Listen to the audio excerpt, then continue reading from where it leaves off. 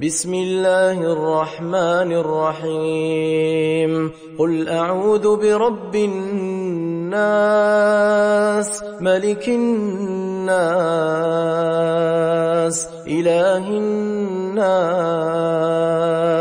من شر الوسواس الخناس الذي يوسوس في صدور الناس من الجنة والناس. Bismillahirrahmanirrahim. Assalamualaikum dan salam sejahtera. Bersama dengan akak lagi dalam Cengkih Channel. Hari ini akak nak kongsikan satu kisah seram, di mana kisah seram ini telah dikongsikan oleh salah seorang subscriber yang dikenali sebagai Apai Bian. Apai Bian ni berasal dari negeri Sarawak tau. Dan Apai Bian mengkongsikan kisah yang dialami oleh datuk beliau bertajuk 4 gangguan dalam satu malam. Apa sebenarnya yang berlaku? Bersama dengan akak untuk mengupas kisah dari beliau. Tapi sebelum tu akak doakan kita semua agar dipermudahkan segala urusan, dilimpah ruahkan rezeki dan diberikan kesihatan yang baik insya-Allah. Amin ya rabbal alamin. Jom bersama dengan akak.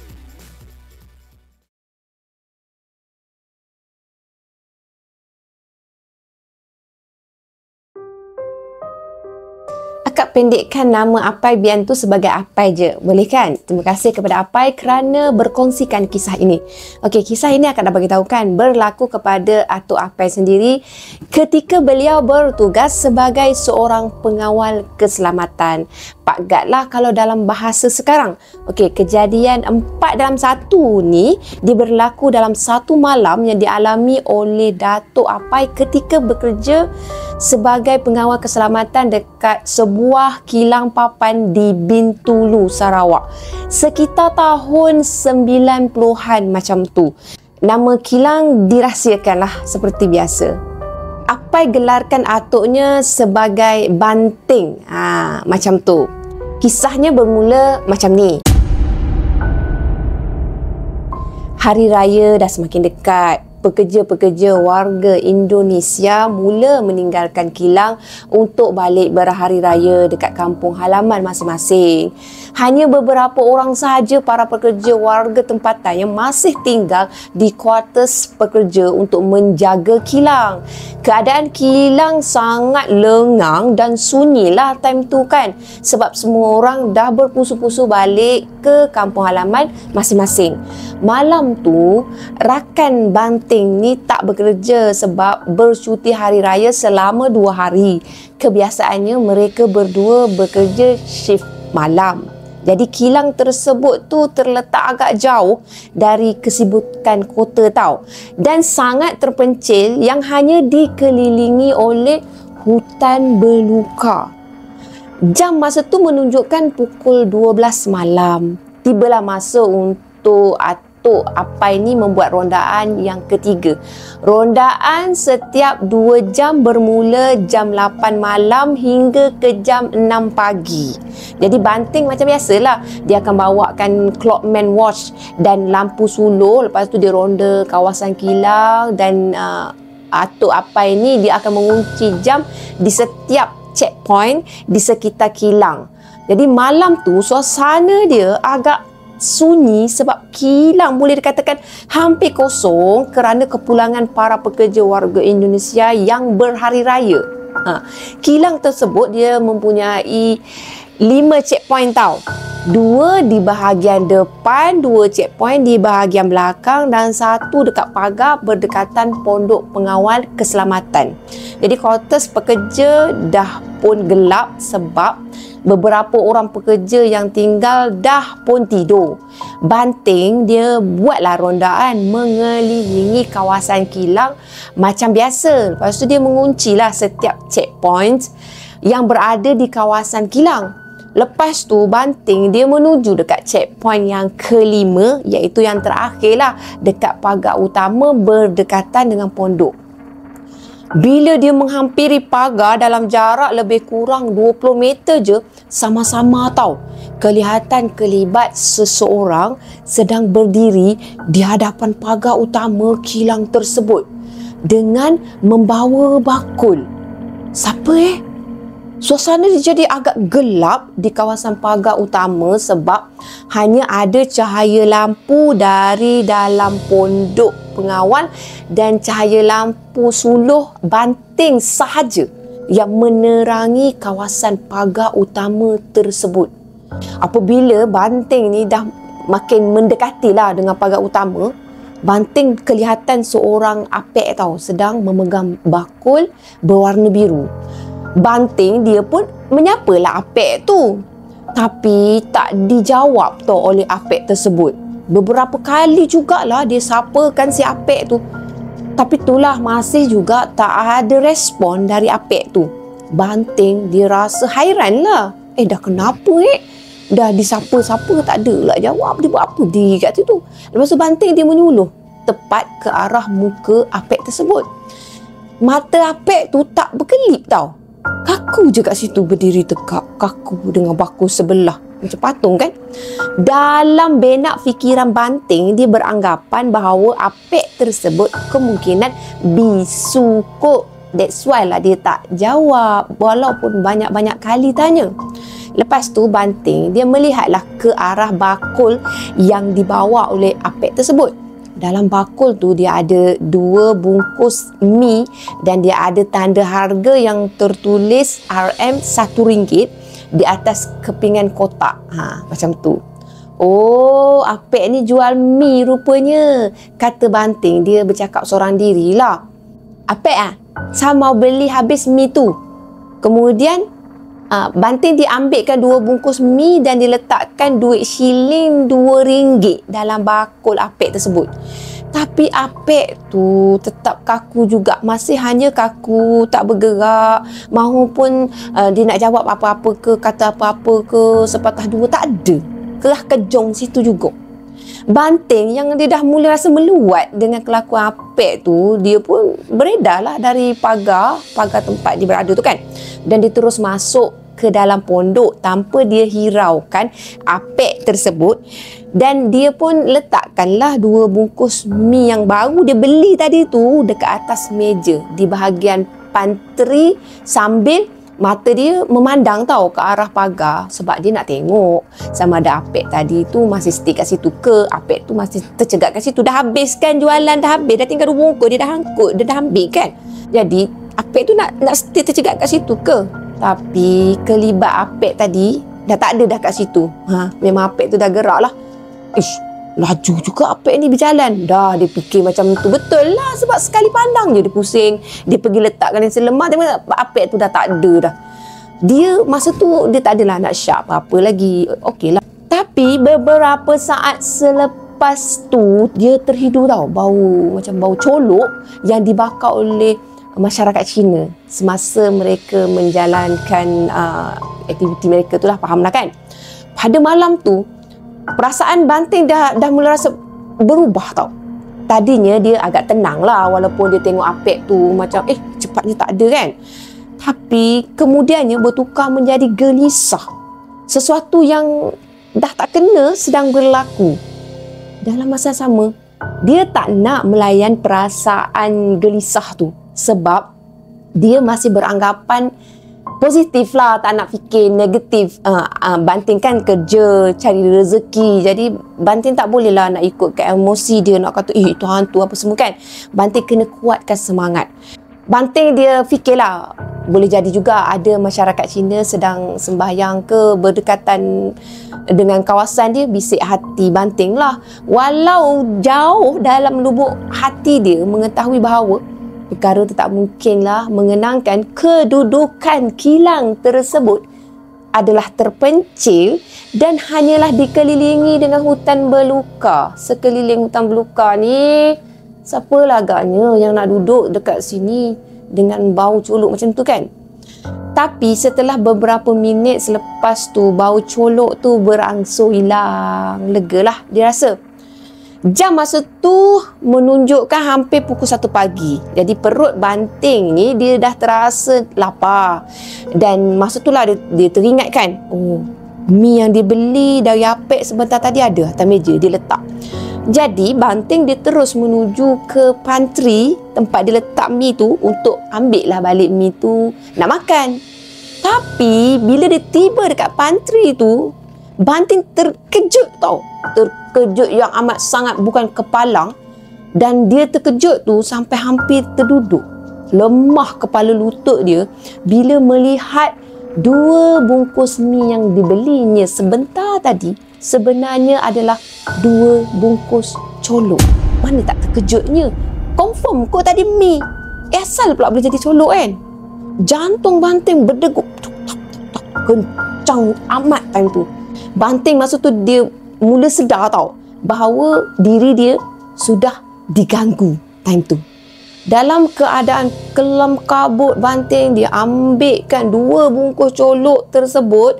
Lepas tu dia berlari keluar dari pondok dan dia lemparkan colok tu ke arah berluka. Kemudian dia larilah masuk semula ke tempat pondok dia tu. Setelah tu dia mengambil segenggam garam dan dibakarkan garam tu atas dapur gas. Bertujuannya dia nak halaukanlah makhluk halus, kalau mengikut kepercayaan turun-temurun masyarakat Iban lah. Macam tu lah cara dia nak menghalaukan makhluk halus. Jadi dia buat lah.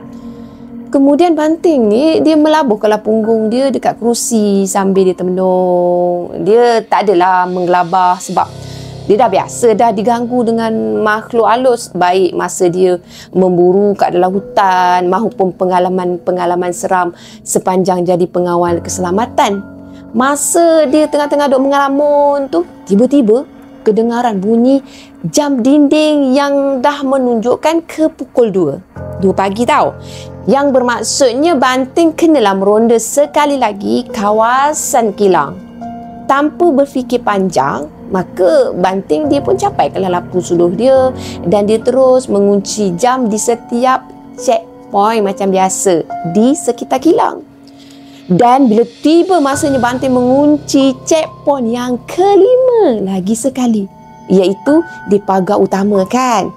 Tapi dalam jarak sekitar 30 meter, masa tu dalam keadaan sama-sama cahaya lampu macam tu, kelihatan tau seorang wanita memakai telekung berwarna hitam. Wanita tu pakai baju kebaya berwarna kuning dan kain songket berwarna merah. Berdiri kaku sambil dia merangkul sesuatu. Dari kejauhan tu, Banting dia suluhkan wanita tersebut sambil langkah kaki dia berjalan perlahan. Siapalah gerangannya wanita yang masuk kawasan kilang pagi-pagi buta macam ni Banting dia bercakap lah sendirian. Dia tertanyalah, siapa yang takkan tertanya kalau dah berada dalam situasi macam tu. Dia yakin tau, tak adalah seorang pun pekerja wanita yang tinggal dekat kuartus pekerja. Waktu tu memang tak ada. Perlahan-lahan lah dia menghampiri wanita tersebut dan bertanya, "Anak cari siapa? Apa anak buat pagi-pagi buta di kawasan kilang ni?" Banting dia mengajukan pertanyaan tu kepada wanita tersebut. Tapi pertanyaan Banting tak dijawab juga. Sama je kan macam tadi kan. So kali lagi dia bertanya lah dan sama juga. Tak ada juga jawapan dari wanita tersebut. Banting langsung tak terfikir benda-benda pelik memandangkan kewujudan wanita tu masih lagi 100% manusia lah. Kalau dia tengok dari segi mata kasar dia nampak macam wanita. Of course nampak macam manusia biasa je. Walaupun wanita tersebut sedang membelakangi dia. Melihatkan tak ada jawapan dari wanita tersebut, Banting dia bergerak selangkah ke depan dengan niat dia nak kuiskan lah. Kuis tu maksudnya dia nak cuitkan wanita tersebut. Tiba-tiba wanita tersebut berpaling ke arah Banting dan ketika tu juga jantung Banting ni seakan terhenti berdegup tau. Bila melihat wajah wanita tu hanya tinggal tengkorak je dan juga berulat.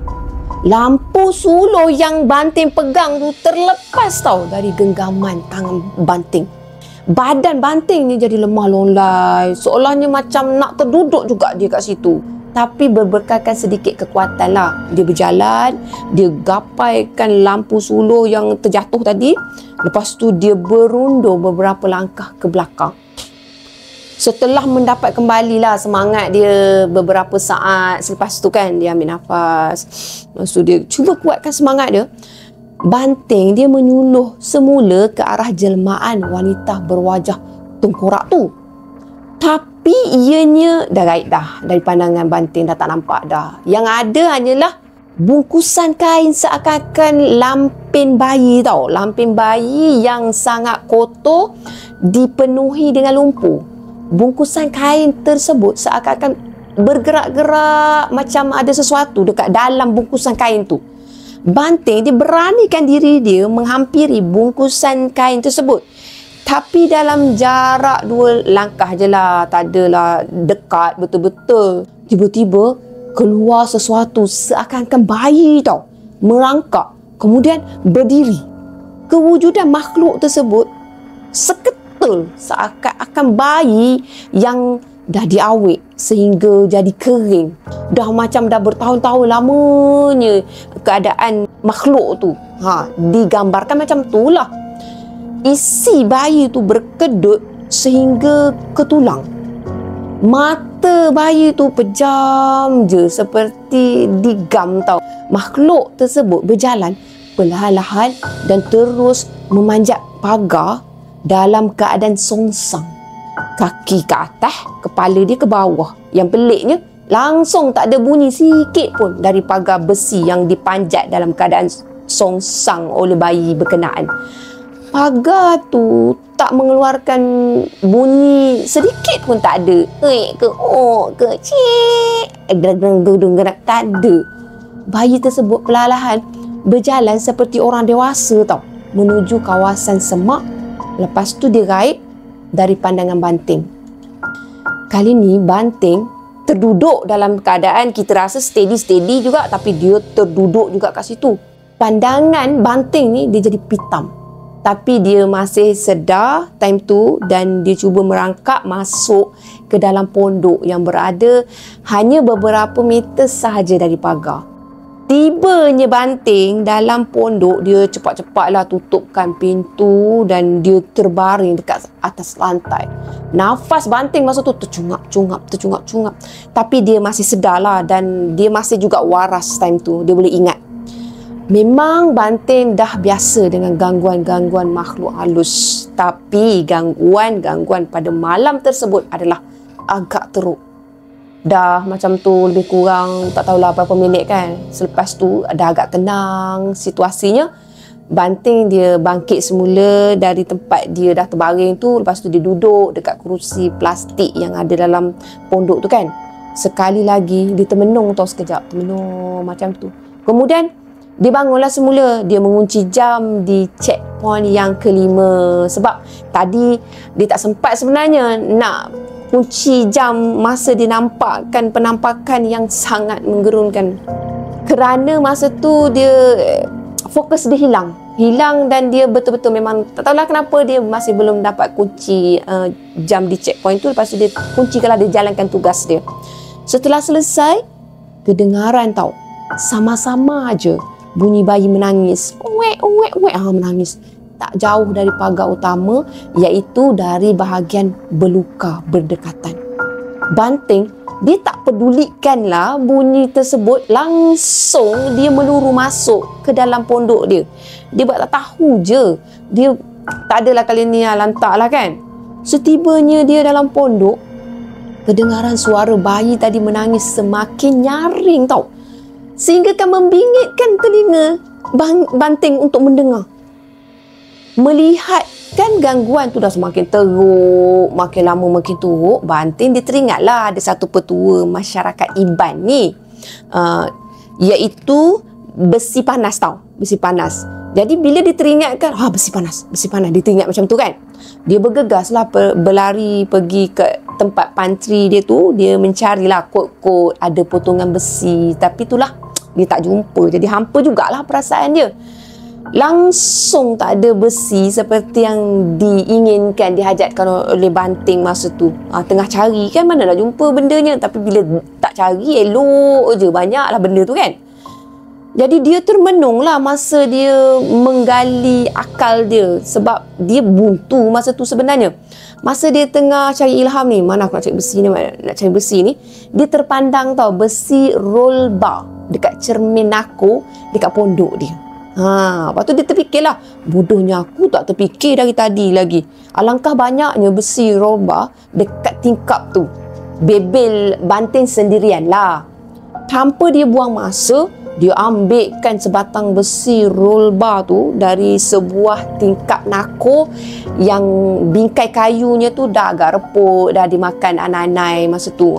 Hanya dengan sedikit tenaga je, maka tertanggallah besi tersebut dari bingkai cermin nako yang berada dekat pondok tu. Alhamdulillah lah dipermudahkan. Banting dia langsung menuju ke dapur dan dia bakar besi tersebut sehingga panas merah menyala. Besi kalau dibakar lama-lama nampak merah-merah menyala macam tu.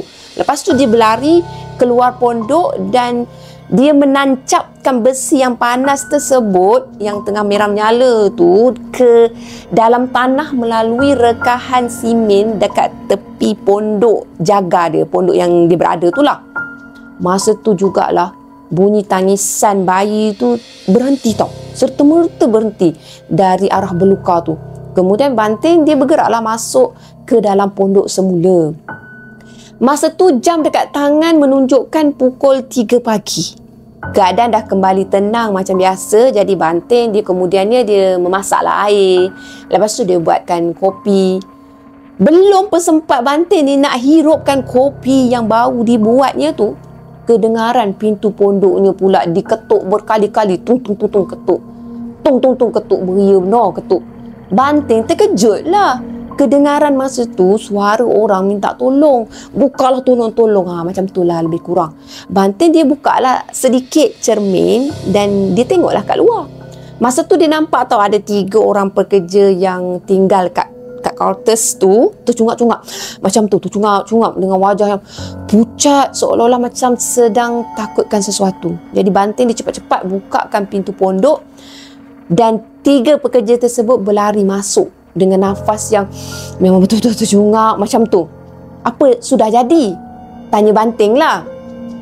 Ada kepala terbang, jawab salah seorang pekerja sambil tangan dia menunjukkan ke arah belakang dia lah, yang bermaksud dari arah depan pondok. Jadi Banting kemudian dia bukakan cermin, dia nak tengok lah apalah sebenarnya yang mengejarkan para pekerja yang datang tu. Sebaik sahaja dia bukakan cermin, mata Banting ni dia liar memerhatikan keadaan sekeliling tau. Tapi dia tak dapat tengok apa-apa pun, tak ada apa pun. Banting dia cuba sekali lagi, dia cuba cari dan alangkah terkejutnya dia bila dia menyaksikan ada sebentuk tengkorak manusia, tapi masih mempunyai saki-baki rambut lah pada tengkorak tu, dan tengkorak tu tak ada rahang tau. Terbang berlega-lega mengelilingi pondok jaga tersebut. Banting berundur beberapa langkah. Bunyi makhluk tersebut seakan-akan bunyi macam ayam yang mencari ibu dia. Makhluk tu terapung-apung di udara mengelilingi pondok jaga. Of course lah, Banting ni dia akan terus melangkah ke belakang lah macam tu kan. Dia cuba menghindari untuk terus nampak pada makhluk tu. Nasib baik besi panas sudah aku tancapkan lebih awal, kata Banting. Dia memulakan bicara dia. Tapi ketiga-tiga pekerja masih juga mendiamkan diri sambil menggigil ketakutan. Banting dia cuba untuk tenangkan mereka dan dia pergi ke dapur. Dia buatkan kopi panas lah untuk 3 orang pekerja tadi. Elok sangat lah, bolehlah join adventure minum dengan dia kan. Dia pun belum sempat minum lagi. Bunyi anak ayam yang masih berlega-lega mengelilingi pondok semakin lama semakin didengari dalam jarak yang agak jauh. Jadi Banting dia tak menghiraukan lah, sebab dia sedar makhluk tersebut tak akan dapatlah mendekati pondok sebab besi panas merah yang menyala yang dia dah pacakkan dekat tepi pondok tu kan. Jadi dia yakinlah dengan apa yang dia lakukan dari petua turunan dia Iban kan. Setelah keadaan kembali tenang, kelihatan wajah para pekerja yang duduk bersila di dalam pondok tu dia dah kembali macam biasalah, kembali tenang lah, tak adalah rasa macam cemas, muka pucat, takut, dah berangsur okey lah.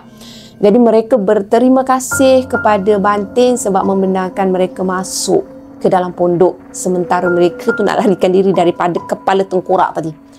Mereka kemudiannya ceritakanlah apa yang sebenarnya yang dah berlaku kepada mereka bertiga sehingga mereka tu berlari menuju ke pondok jaga tersebut. Pada pukul 12 lebih waktu malam tersebut, salah seorang pekerja ni keluar dari bilik mereka sebab nak merokok. Jadinya mereka bertiga ni tinggal satu bilik tau dalam quarters tersebut. Ketika dia tengah isap-isap rokok, lepas tu dia hirupkan udara segar malam, dia melihat Banting sedang berjalan, tengah buat rondaan. Tapi dekat belakang Banting waktu tu ada seorang kanak-kanak. Aneh, kanak-kanak tu tanpa kepala tau, sedang mengekori Banting. Memang dia nampak masa tu. Dia yang menyaksikan kejadian tersebut lantas masuk ke dalam bilik dan berselimut dalam keadaan menggigil ketakutan. Bulu roma dia tegak seluruh badan time tu. Dia terlelap juga kemudiannya. Tapi mereka bertiga terjaga bila mereka terdengar bunyi anak ayam dalam bilik mereka. Apabila salah seorang membuka lampu lah dekat bilik tu, mereka tergamam tau bila melihat tengkorak melayang-layang dalam bilik mereka sambil berbunyi seperti anak ayam. Maka oleh sebab itulah mereka ni berlari meninggalkan bilik dan mereka pergi ke pondok jaga tu. Itulah kisah dia. Setelah Banting mendengar cerita mereka bertiga ni, Banting juga menceritakanlah kepada mereka bahawa dia juga kena ganggu pada malam tersebut. Salah seorang dari pekerja terbabit ceritakanlah kepada Banting kisah-kisah tragis sebelum pembinaan kilang papan berkenaan di kawasan tersebut. Menurut pekerja tu, dulu adalah sebuah tokong kecil dekat situ sebelum kilang tersebut dibina. Ada seorang apek ni mati dibunuh, dipercayai dirompak dan kemudian mayat dia ditemui oleh para pemancing yang dalam perjalanan nak pergi memancing dekat kawasan paya yang tak jauh dari tempat tu dalam keadaan yang sudah berulat lah. Maknanya apek tu ditemui dalam keadaan yang memang ngerilah di atas tokong kecil berkenaan. Ada juga kisah seorang budak kampung mati kena penggal kepala oleh tentera Jepun dekat kawasan tersebut sebab mencuri roti. Kisah perempuan mati menggantungkan diri juga diberitakan pernah terjadilah dekat sebatang pokok dekat kawasan tu satu ketika dulu. Wanita tu dia bunuh diri dalam keadaan dia mengandung 8 bulan. Macam itulah yang diceritakan. Jadi teman lelaki wanita berkenaan tu tak mahu bertanggungjawab tau.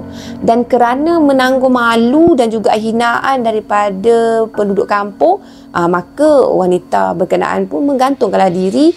Kemudian mayat dia ditemui dalam keadaan dah reput oleh penduduk kampung. Macam itulah yang pekerja tu cakap.